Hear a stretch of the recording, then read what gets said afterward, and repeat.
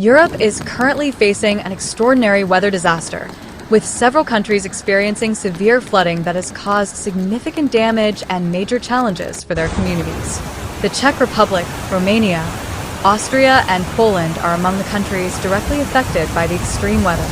In the Czech Republic, heavy rainfall in a short period of time has caused rivers to overflow and flooding in many areas. Small towns and villages have been badly damaged, with roads submerged and homes inundated.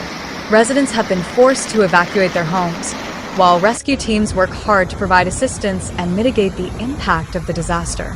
Romania has also been hit hard.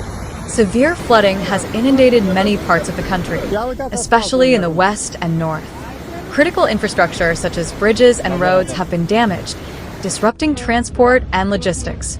The Romanian government has issued emergency warnings and is working with various agencies to deal with the situation, but the challenges are enormous.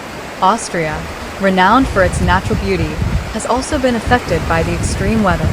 In parts of the country, heavy rains have caused rivers to overflow their banks, triggering flooding that has damaged residential areas.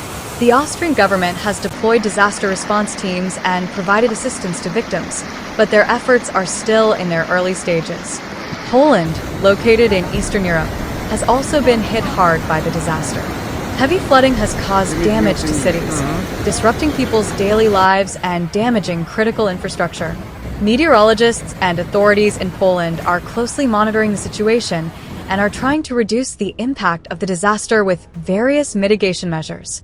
As the situation worsens, solidarity between countries and international support are essential.